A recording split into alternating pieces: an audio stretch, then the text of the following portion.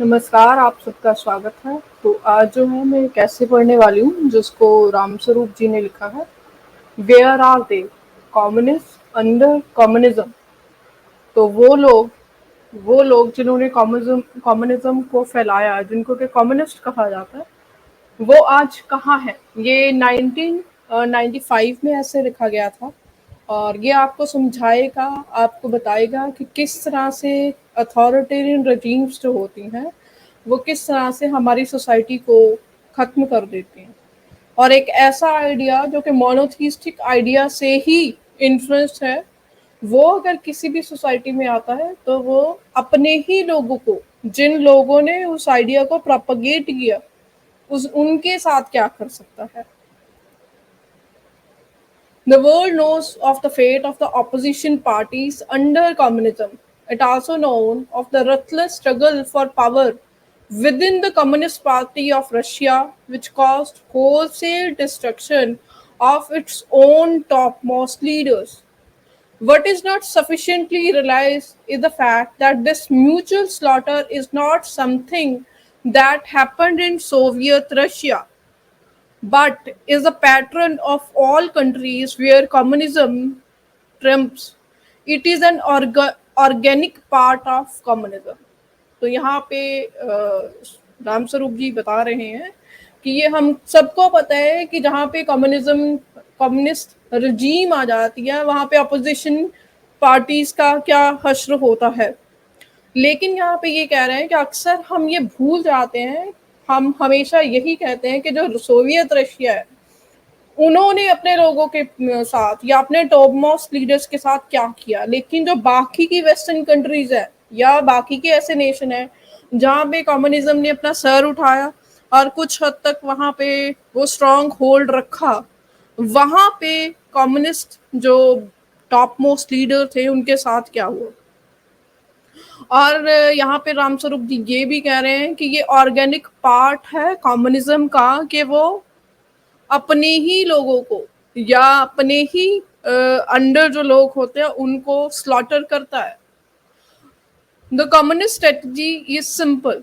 It consists in serial liquidation of enemies, constitute of all the non-communist opposition and the non-proletarian sector of population. Blackmail, vilification, assassination are the characteristic method used to achieve this end.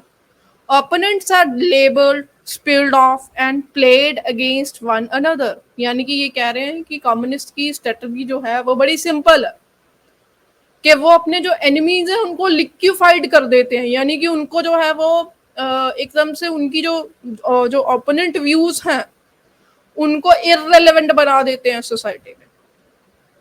चाहे वो non communist opposition हो, चाहे वो ऐसे sect हो population के, normal population के, वहाँ के कुछ ऐसी ऑर्गेनाइजेशन जो कम्युनिस्ट आइडियोलॉजी को लगे कि ये हमारे लिए थ्रेट हो सकती हैं, उनको ब्लैकमेल किया जाता है, उनको विलिफाई किया जाता है, उनकी कैरेक्टर असैसिनेशन की जाती है। और हर वो हथकंडा अपनाते हैं कम्युनिस्ट या कम्युनिस्ट आइडियोलॉजी के प्रोपोगेटर कि उनके जो ओपोनेंट है उनको एकदम से खत्म कर दिया जाए।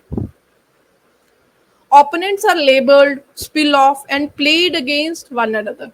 Communists fight the conservatives to the last socialists.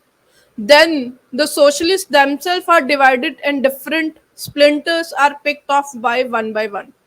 At the end, communists clamped down and put the lid on them all. Thus, after the victims have sufficiently weakened themselves in a struggle which is beyond their strength, to use Lenin phrase, communist come at the top. यानी कि फिर सबसे पहले तो conservatives जो होते हैं society के, किसी भी सोसाइटी के, उनको सबसे पहले अटैक करता है जो कम्युनिस्ट आइडियोलॉजी है।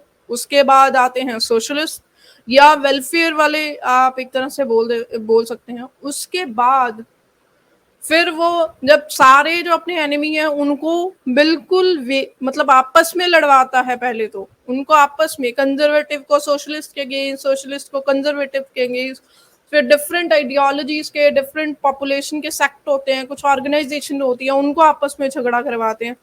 फिर लास्ट में वो सबके ऊपर एक लिड लगा देते हैं और फिर खुद उसके ऊपर रूल करने लग जाते हैं।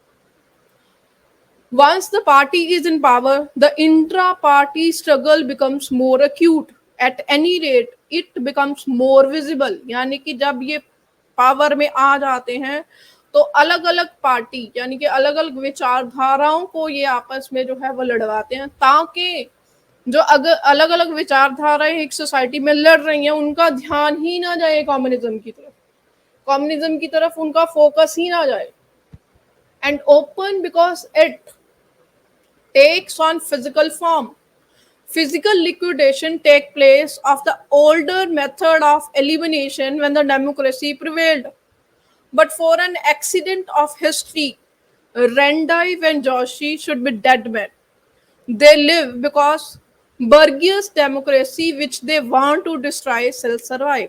यानी कि ये कह रहे हैं कि जब डेमोक्रेसी के अंडर जब वो पावर में आ जाते हैं फिर वो डेमोक्रेसी को ही खत्म कर देते हैं। During the early period of communist revolution, mutual liquidation through ruthless and unsparing was, however, spontaneous and national. But at present, it is planned affair, staged, managed by Moscow. Those who rule Moscow also rule the communist hierarchy, यानी कि ये जो hierarchy के against एक propaganda किया जाता है। Communist हमेशा ये प्रोपेगेंडा करते हैं कि हम जो है ऑप्रेसर को जो है वो बचा रहे हैं। मैं हमेशा जैसे आप लोगों को हमेशा बोलती हूँ कि देखिए हायरार्की जो है वो हर सोसाइटी में होती है, इवन प्लांट्स में भी हायरार्की होती है, एनिमल्स में भी होती है। इसी तरह से अगर आप देखें यहाँ पे भी कम्युनिस्ट के अंदर भी जो कम्युनिस्ट रजीम होती है उसके अंदर भी हायरार्की होती है। तो हायरार्की नेचुरल फिनोमेना है। प्रॉब्लम हायरार्की में नहीं है, प्रॉब्लम है जब वो रिजिड हो जाती है। और अगर वो रिजिड हो गई है तो जो सोसाइटी है वो अपने आप से ही उसको रिफॉर्म करे तो वो ज्यादा बेटर है। अगर आप कम्युनिस्ट पॉइंट ऑफ व्यू से उसको ठीक करने की कोशिश करेंगे तो जो सोसाइटी है वो एनार्की की तरफ चली जाएगी। इसीलिए ये लोग हर किसी के दिमाग में आप ऑप्रेस्ड हैं, आप विक्टिम हैं, ये ही डालते रहते हैं। यानी कि जो कम्युनिस्ट है वो कॉन्स्टेंटली ढूंढते रहते हैं कोई ना कोई ऐसा व्यक्ति जो पीछे रह गया। क्योंकि देखिए ये सोसाइटी के अंदर कुछ लोग जो मेहनत नहीं करेंगे या कुछ लोग जिनकी पर्सनल प्रॉब्लम भी हो सकती है या कुछ उनकी दिक्कत भी हो सकती है, वो पीछे रह जाते हैं। फेल होना कॉमन है, लेकिन उनको बताया जाता है कि आप जो फेल हो रहे हो ये इस कारण है कि जो बाकी लोग हैं आपके अगेंस्ट कोई कॉन्स्पिरेसी कर रहे हैं। तो ये इस तरह से लोगों को मैनिपुलेट करके यूज करते हैं यूजफुल इडियट्स की तरह। और फिर जब वो यूजफुल इडियट्स इनका काम कर देते हैं तो फिर वो यूजफुल इडियट्स को ही रास्ते से हटा दिया जाता है। तो यहाँ पे जैसे हायरार्की की बात हो रही थी तो इन्होंने सिंपली कहा कि जैसे मॉस्को जो है वो वहां पे रूल कर रहा है, मतलब जो मॉस्को की ऊपर रूल करेगा वही कम्युनिस्ट हायरार्की के ऊपर ही रूल करेगा, इवन दो कि वो जो कम्युनिस्ट है वो अलग अलग नेशंस में क्यों ना हो। लेकिन जो एक्चुअल रूलर जो एक्चुअल रूलर था वो मॉस्को के ऊपर जो रूल करता था वही पूरे दुनिया की जो कम्युनिस्ट थे उनके ऊपर रूल करता था। आज के समय में आप चाइना को ज्यादा बोल सकते हैं कि आज के समय में चाइना के अंदर जो रूल कर रहा है वही एक तरह कम्युनिस्ट हायरार्की के ऊपर रूल कर रहा है। This pattern was set in the 30s. The old guard in Europe was destroyed, along with the old guard in Soviet Russia. Again in the late 40s, the early 50s, victorious leaders of communist coup in East European country were destroyed and replaced by men who more directly belonged to the Moscow-run communist apparatus than to the local communist movement. यानी कि देखिए ये भी एक imperialism है। जिस तरह से मोनोथीस्टिक इस्लामिक थियोलॉजी है, जैसे वहां पे कौन रूल करेगा, जो खलीफा होगा। दूसरी तरफ क्रिश्चियनिटी है, वहां पे कौन रूल करेगा, अल्टीमेटली पोप। यहाँ पे कौन रूल करेगा? सब पहले के टाइम में जो मॉस्को में रूलर होता था, और आज के समय में अगर हम समझना चाहें तो शायद चाइना। तो इस तरह से ये पूरा इम्पीरियलिस्टिक आइडिया है, ये जो कम्युनिज्म है ये एक्चुअली एक इम्पीरियलिस्टिक आइडिया है। तो यहाँ पे इन्होंने बताया कि पहले वहाँ के लोकल लोगों को जो है वो खड़ा कर दिया, उनको लड़वाया। जब उन्होंने मूवमेंट पूरी कर ली, उन्होंने जो है वो एक तरह से रेवोल्यूशन ले आए। फिर उसके बाद लोकल लीडर्स जो थे, जिन्होंने एक्चुअली उस सोसाइटी के लिए कुछ किया था, हालांकि वो भी गलत किया था, यूजफुल इडियट्स ही थे, लेकिन उनको हटा दिया और उन लोगों को वहां पे पावर में बैठा दिया जो मॉस्को से कंट्रोल हो रहे थे। तो एक तरह से ये एक मोनोथीस्टिक रिलीजियस थ्योरी की तरह ही है। Below, we give the list of more prominent communists who fell at the hand of the Frankenstein they themselves had helped to create. This list proves two things. First, that the life of expectation of communist leader is short. Second, liquidation in other countries must keep pace with the liquidation in Russia. यानी कि यहाँ ये जो नीचे list मैं पढ़ने वाली हूँ, इससे दो चीजें जो है वो सामने आती हैं। राम स्वरूप जी कह रहे हैं, पहली कि जो कम्युनिस्ट लीडर हैं उनकी जो लाइफ होती है वो बहुत शॉर्ट होती है। दूसरी कि पूरी दुनिया में जो कम्युनिस्ट लीडर्स हैं उनका उनकी लिक्विडेशन बेस होती है कहाँ से? रशिया से। उस समय पे रशिया कंट्रोल कर रहा था, आज के समय में आप चाइना लगा सकते हैं। पहला, the fate of German communist, the leader of communism of the early and mid 20s in all countries were remove. यानी कि जो अर्ली 20s में या मिड 20s में जो डोमिनेट कर रहे थे लीडर सारी कंट्रीज में, उन सबको रिमूव कर दिया गया। Practically everyone belonging to the local polybureaus of 1920 to 27 were eliminated, in many cases by murder.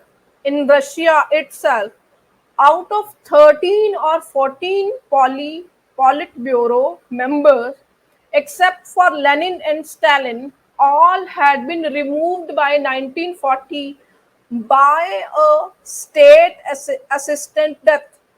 यानी कि रशिया का ही एग्जाम्पल वो दे रहे हैं, यहाँ पे जर्मन का भी दिया। फिर उन्होंने ये भी बताया कि जैसे रशिया में ही 13-14 जो मेन लीडर थे पूरी मूवमेंट के, उसमें से केवल लेनिन और स्टालिन को छोड़कर सबको स्टेट असिस्टेड डेथ, यानी कि स्टेट के द्वारा डेथ दे दी गई।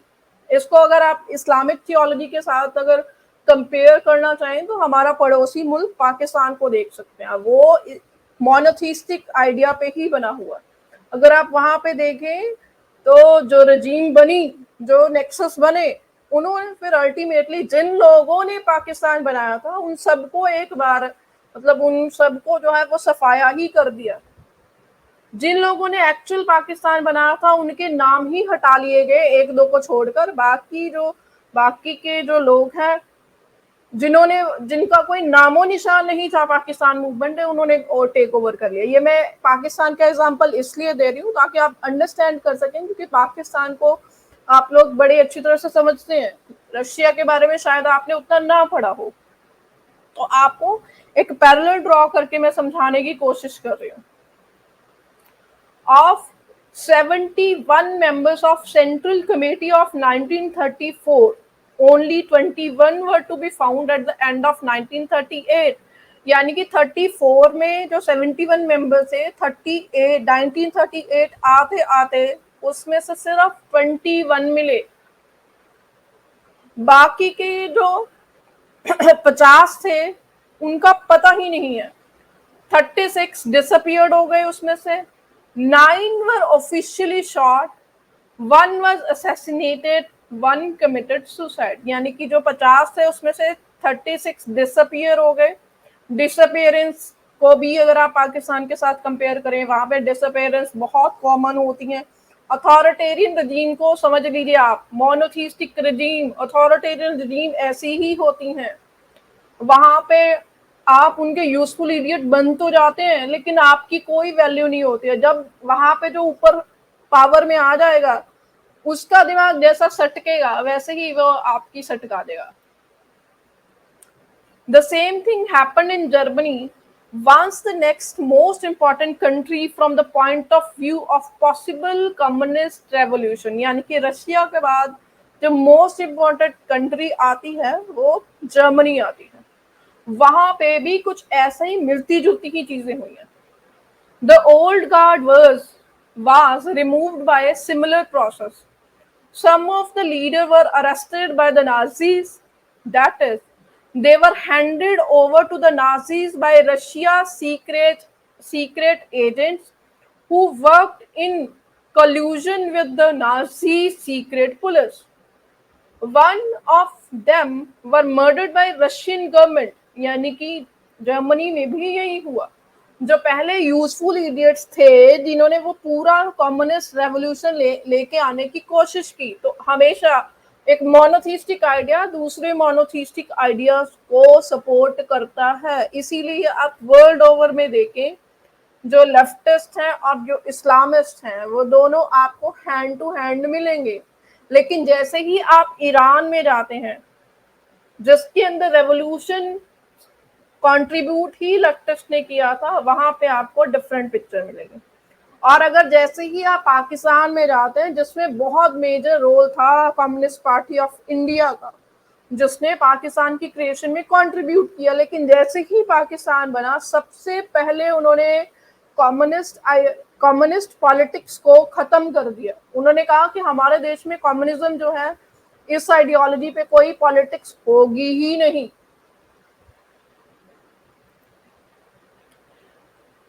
Many of them were murdered by Russian government. Hannes Neumann and Hermann Remmel, belonging to East German Central Committee, were killed in Russia. Hans Pfizer, secretary of Berlin Organization, was sent to Norway and Sweden after 1933 and was shot in 1936 in Russia during the Moscow trials. Clara Zetkin and Fritz Hackren died in Moscow. Nuremberg was in Russian concentrated camp from 1933 to 1939। यानी कि जो main leader थे इस revolution के, उन लोगों को concentration camp में गुजारना पड़ा। Where he died, Ernst Wollweber, staff member of Soviet military intelligence in Germany, was killed in Moscow by the GPU. Suskid, editor of Chemnitz, a communist daily, was shot in 1936. Heinrich was expelled in 1929. Hugo Urban, Vernon Wilhelm were expelled from the party in 1936 for their opposition to Stalin। यानी कि केवल Stalin को opposition करने पे ही party से निकाल दिया गया। तो ये जो आज भारत में जो डेमोक्रेसी की दुहाई दे रहे हैं कम्युनिस्ट स्पेसिफिकली, और फार लेफ्ट पॉलिटिकल पार्टीज, ये अपने लोगों की ही रिस्पेक्ट नहीं करते हैं। इसीलिए आप देखिए, भारत में कांग्रेस से जब भी कोई रेजिग्नेशन देता है तो उसको उसकी कैरेक्टर असैसिनेशन की जाती है, उसकी कैरेक्टर असैसिनेशन कर दी जाती है।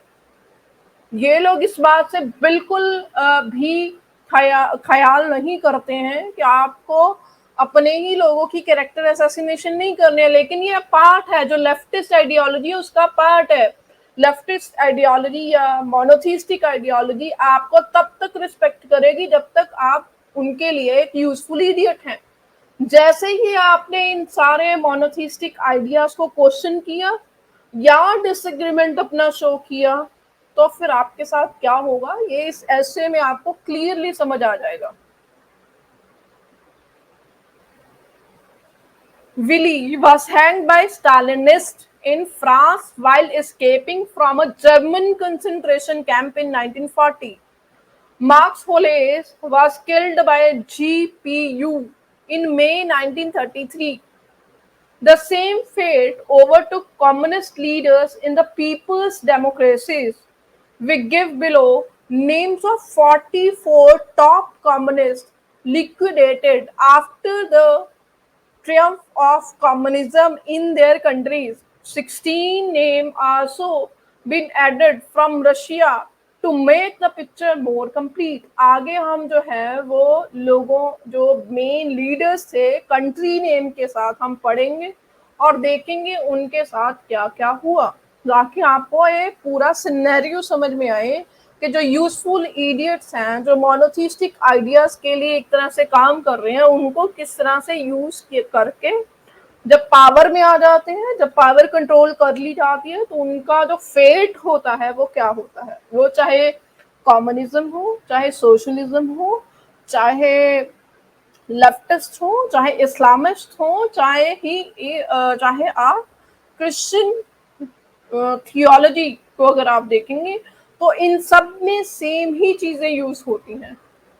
Albania, Dume Maxizo, the most prominent Albanian woman communist and minister of education, executed June 1949। यानी कि इतनी prominent female और इतनी strong women जो कि एजुकेशन की मिनिस्टर बनी थी।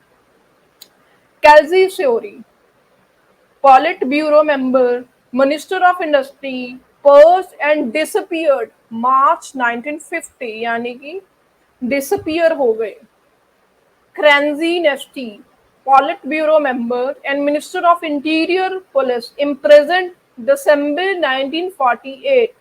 और ये जितने लीडर्स के मैं नाम ले रही हूँ, इसको आप क्रॉस चेक कर सकते हैं। कृपया सर्च करें इनके बारे में और पढ़ें कि ये लोग कितने स्ट्रॉन्ग पर्सन थे और इनको यूज करके किस तरह से फेंक दिया गया।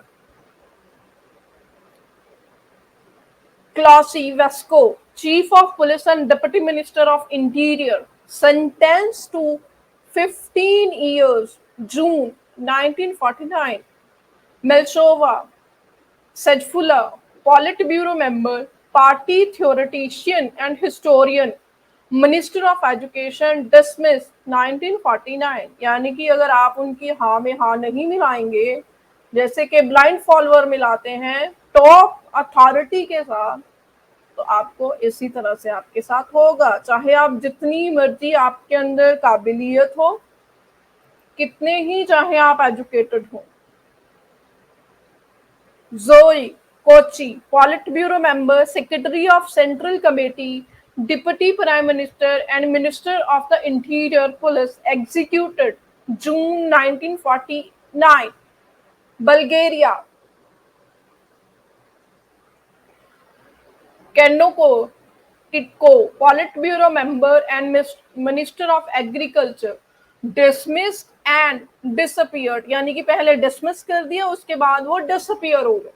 क्योंकि यूजफुल इडियट्स, जैसे आर्ट ऑफ वॉर में भी हमने पढ़ा कि जो लोग आपके जो गुप्तचर होते हैं, एक तरह से जो आपके लिए यूजफुल इडियट्स की तरह होते हैं, कई बार उनके पास हो सकता है कि आपकी इंफॉर्मेशन हो, आपकी भी इंफॉर्मेशन होगी, तो उनको बड़े ध्यान से यूज करना पड़ता है। जैसे हमने आर्ट ऑफ वॉर जो मैंने बुक पढ़ी थी उसमें पढ़ा था, उसमें क्लियरली बताया गया था कि अगर वो गुप्तचर जो यूजफुल इडियट है आपके लिए, अगर वो कहीं आपकी बातों से डिसएग्री करे तो उसको फिर डिसअपियर कर दो और उसको मार दो।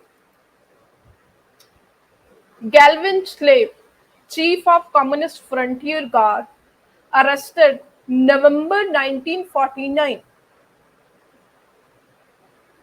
कोस्तोव, party secretary general and deputy prime minister, arrested August 1949, executed December 1949।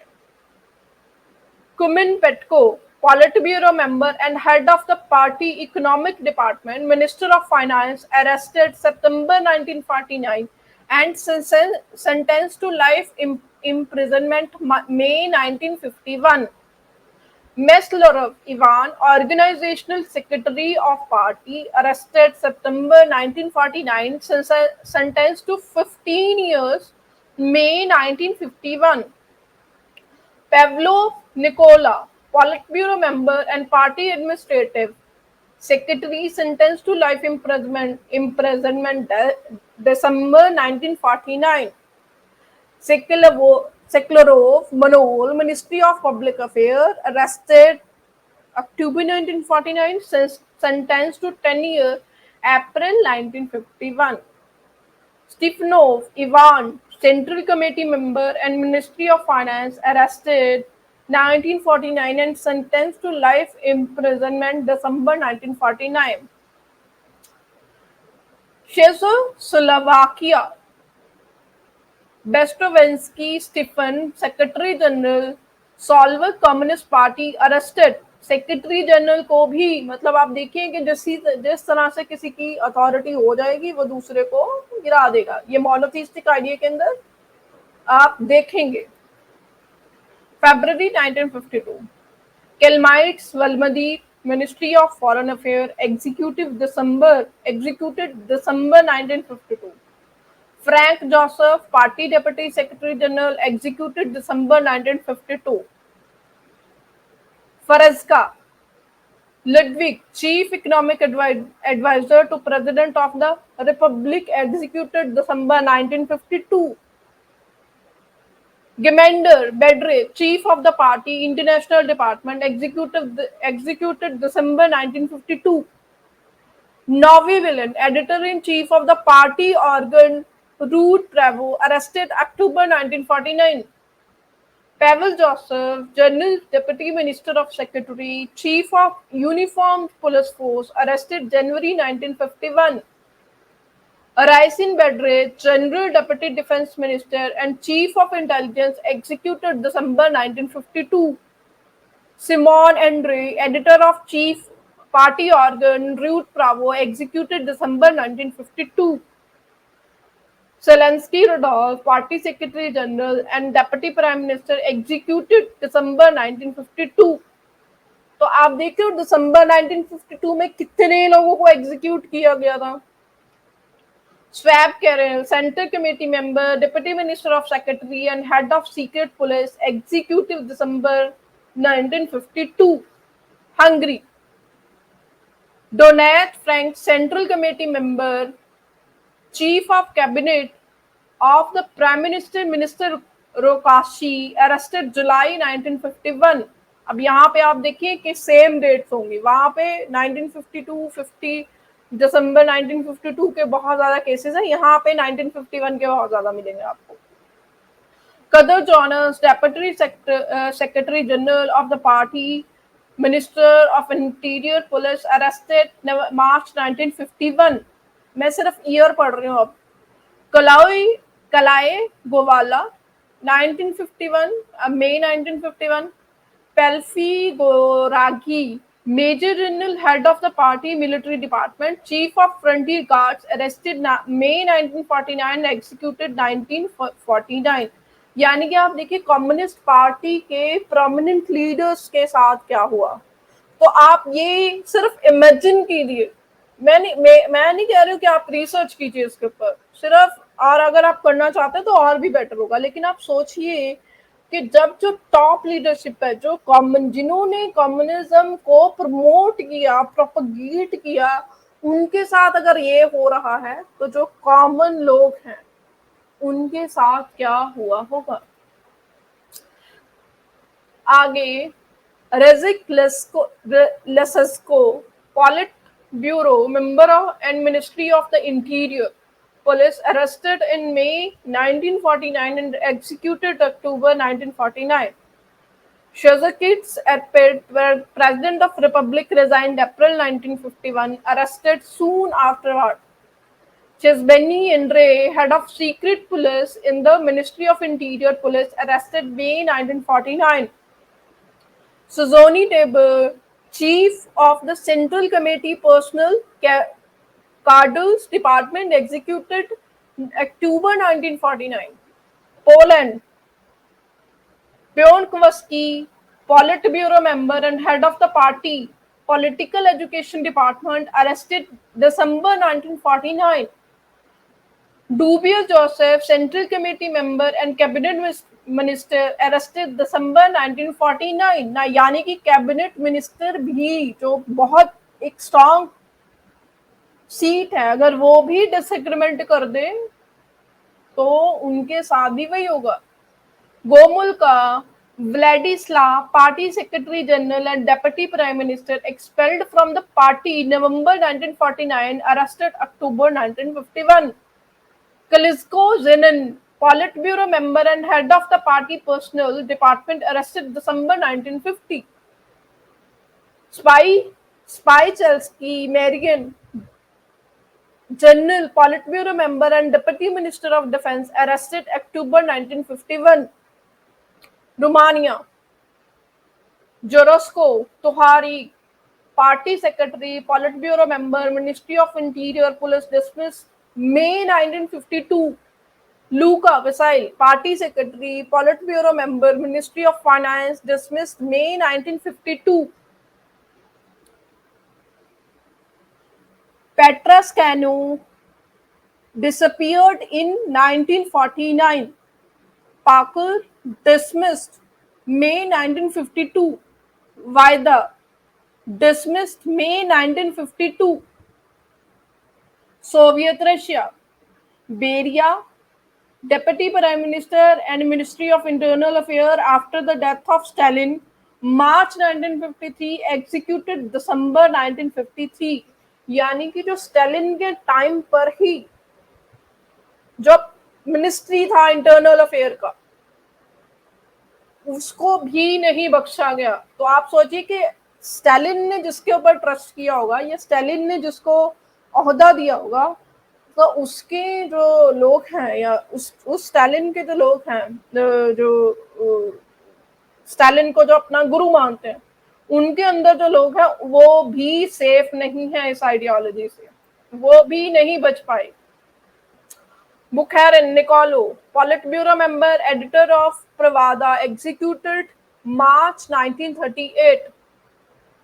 Bulanov Pavel, chief of police, executed March 1938. Agnetiv Simeon, Central Committee Secretary and Ministry of State Secretary Police, dismissed April 1953. Kamenev Lenon, Parliament member, Deputy Prime Minister, executed August 1936. ये सब Russia के under है जो उस समय पे leader था। उसके अलावा अगर चाइना के बारे में अगर आप अब के समय में चाइना की जो रिसेंट हिस्ट्री को पढ़ेंगे तो उसमें आपको बहुत कुछ मिल जाएगा। अगर आप उसके बारे में जानना चाहते हैं तो मैंने एक किताब विशैला वामपंथ जो है वो कवर की है अपने चैनल पे, उसकी प्लेलिस्ट में जाके आप चेक कर सकते हैं कि चाइना में क्या क्या किया है इन लोगों ने। Pyatkov Yuri, Central Committee member, Ministry of Heavy Industry, executed January 1937, यानी कि 1936, 1937 से लेकर ऊपर जो हमने नाम पढ़े हैं वो 1951, 52 तक, यानी कि कंटिन्यूसली स्लॉटर चल रहा था इतने सालों तक। Redick Karl, Secretary of Communist International, editor of Pravda, sentenced to 10 years in 1936, believed dead. Rakovsky Christian, a founder of the Third International Prime Minister of Ukraine, sentenced to 25 years imprisonment. March 1938, believed dead. Royke Alexei, Lenin's successor as Soviet Prime Minister 1924 to 1930, executed March 1938, यानी कि जिनको Stalin ने choose किया था as a successor या नहीं भी choose किया होगा या उसके बाद जो आए उनको भी नहीं बख्शा गया।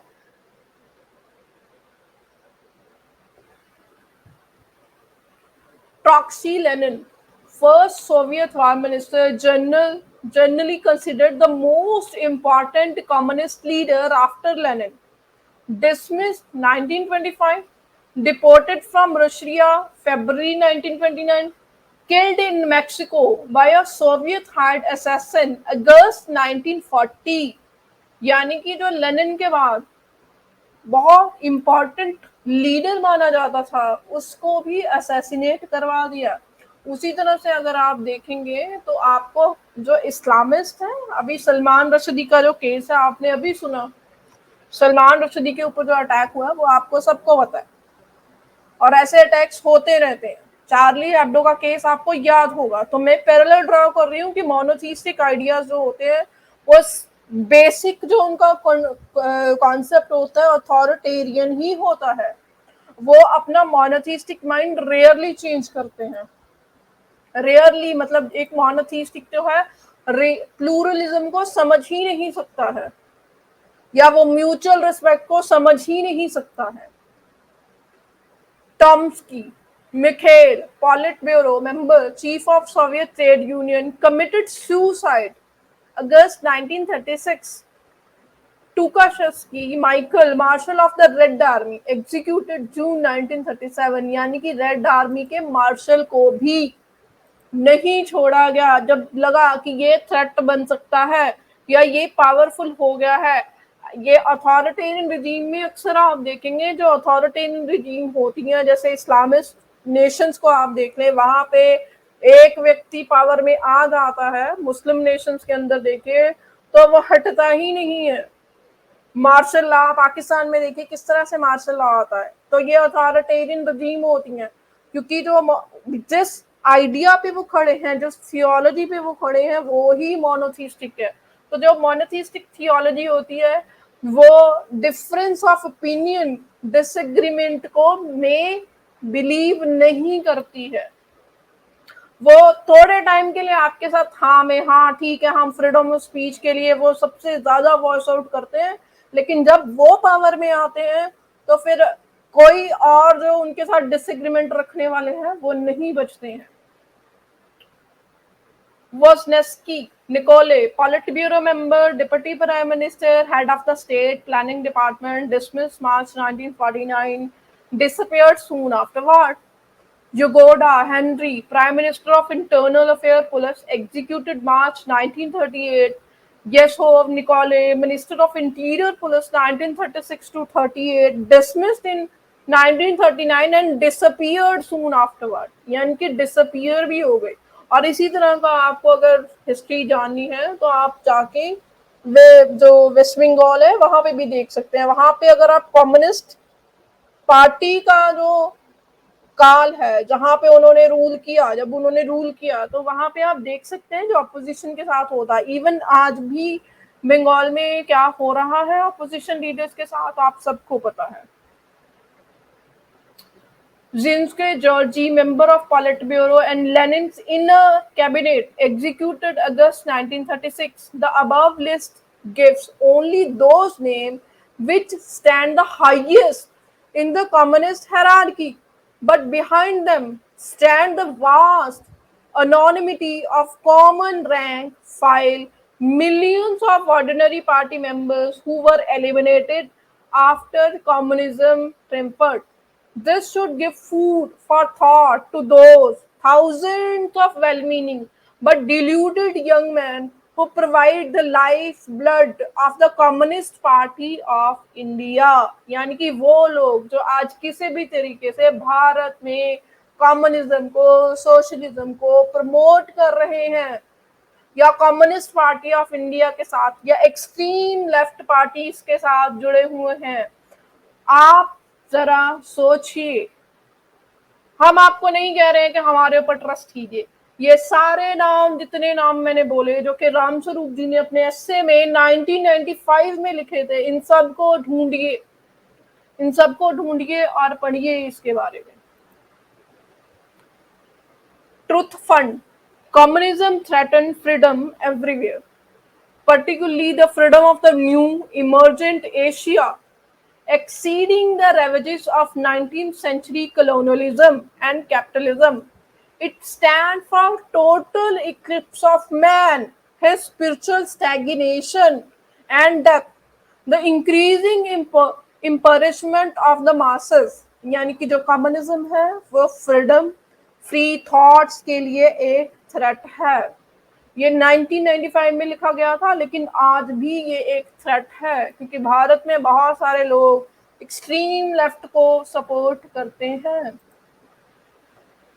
Combining methods of political infiltration and subversion, communism advanced under false slogan and false promises by means of organized misinformation retailed through local peddlers। यानी कि जो कम्युनिस्ट होते हैं, कम्युनिस्ट आइडियोलॉजी होती है, ये पॉलिटिकल इन्फिल्ट्रेशन करती है। यानी कि एक कम्युनिस्ट जो है, जरूरी नहीं है कि वो कम्युनिस्ट पार्टी ऑफ इंडिया को ही के अंदर ही जाएगा, वो हर एरिया में जाएगा, वो बीजेपी के अंदर भी जाएगा, वो अलग अलग ऑर्गेनाइजेशन के अंदर भी इन्फिल्ट्रेट करने की कोशिश करेंगे, अपने थॉट्स को धीरे धीरे वहां पे इन्फिल्ट्रेट करके कंट्रोल करने की कोशिश करेंगे, मिस इन्फॉर्मेशन फैलाएंगे। जिस तरह से आपने बहुत बार देखा है कि आजकल कुछ फैक्ट चेकर जो हैं, जो मोनोथीस्टिक आइडिया से रिलेट करते हैं, वो भी फैक्ट चेकर होने के बावजूद भी वो गलत इंफॉर्मेशन फैलाते हैं। In this struggle, truth is the greatest weapon of defense in the hands of world democracy and Asian freedom. Let free people know the truth about Soviet slave labor camps, purges, terrors, speed up, state trial, increasing industrialization, decreasing standard of living, resignment of the artist and the thinker. Communism will shrink within and die of its own lies। यानी कि जो communism है वो खुद ही मरेगा, क्योंकि खुद ही communism ने इतने झूठ बोले हुए हैं, जो दुनिया भर में अगर आप हिस्टोरियन उठा के देखेंगे, दुनिया भर में, वर्ल्ड में आप देख लीजिए, जो हिस्टोरियन है, जो हिस्ट्री है, बहुत सारे डिपार्टमेंट्स हैं आजकल के टाइम में, एकेडमिक्स है, वो ज्यादातर वर्ल्ड ओवर में लेफ्ट कंट्रोल करता है। तो उसका क्या सोल्यूशन क्या है कि सच, ऑपोजिट व्यूज या ऑपोजिट फैक्ट्स जो है वो सामने रखे जाए, और जब तक वो सच सामने नहीं आएगा, दूसरे डिफरेंट ओपिनियंस, आर्गुमेंट्स नहीं आएंगे और इनके बारे में डिस्कशन ओपनली नहीं होगी, तब तक ये सब नहीं रुकने वाला है। नाजीज को सपोर्ट करने वाले कम्युनिस्ट थे। अगर आपको नहीं विश्वास है तो आप जाके सर्च कीजिए इसके बारे में। This is how the Society for Defense of Freedom in the Asia conceives the danger, and this is how it completes to meet it. This, we believe, is the way of truth, peace, and discrimination. We invite all those who agree with us to donate liberally to the Truth Fund. The contributor may donate in any shape. यानी कि ये यहाँ पे ये जो organisation है उसके बारे में डिमांड कर रहे हैं कि आप हमें कंट्रीब्यूट कर सकते हैं, तो इसको मैं स्किप कर देती हूँ। तो लास्ट का जो पेज है वो मैं स्किप नहीं करूंगी, इसमें बहुत सारी बुक्स जो हैं उसको उनके नाम है, मैं बुक्स के नाम पढ़ के आपको जो है वो छोड़ रही हूँ। ये सारी बुक्स अगर आप कोशिश करें खरीद के पढ़ सकते हैं और आपको आइडिया होगा कि एक्चुअली ट्रुथ क्या है। मतलब आपको इन किताबों के बारे में पता होना चाहिए as a citizen of India, क्योंकि वर्ल्ड पॉलिटिक्स जो है वो हमारी लोकल पॉलिटिक्स के साथ जुड़ी हुई है। दुनिया में क्या हो रहा है ये हमें पता होना चाहिए, कि कौन कौन सी आइडियोलॉजी क्या काम कर रही है हमें पता होना चाहिए। अगर वो पावर में आ जाती है तो उसका क्या इम्पैक्ट भारत पे होगा, भारत में वो कहीं पावर में आ जाते हैं तो हम सिटीजन पे क्या इम्पैक्ट होगा ये हमें पता होना चाहिए। ये बुक्स जो है मैं सबके नाम ले रही हूँ, आप चाहें तो स्क्रीनशॉट ले लें, चाहें तो इनको नोट कर लें, और उसके बाद में ये वीडियो खत्म करूंगी। Russian imperialism, how to stop it, Ram Swarup. Forced labor in Soviet Russia, David J. Dallin. China debate, who shall we believe, Sitaram Goel. China is red with peasants' blood, Sitaram Goel. Communist Party of China, Sitaram Goel. Conquest of China, Sitaram Goel. Red brother or yellow slave, Sitaram Goel. Word conquest in installment, Sitaram Goel. Communism and Peasantry, Ramsarup. Sri Aurobindo. Views on National Problems, 2 volumes. Nehru's Foreign Policy X-Rate, C. Parmeshwaram. Communist Movement in Punjab, Professor Tirak Raj Chadda. Communist Movement in Kashmir, Communist movement in Andhra, G. S. Bhargav. for Democracy, Amlan Datta, an essay on Soviet economic development, Amlan Datta, Gandhism and Communism, Ram Sarup, Netaji and CPI, Sitaram Goyal, Soviet Prison House of Nationalities।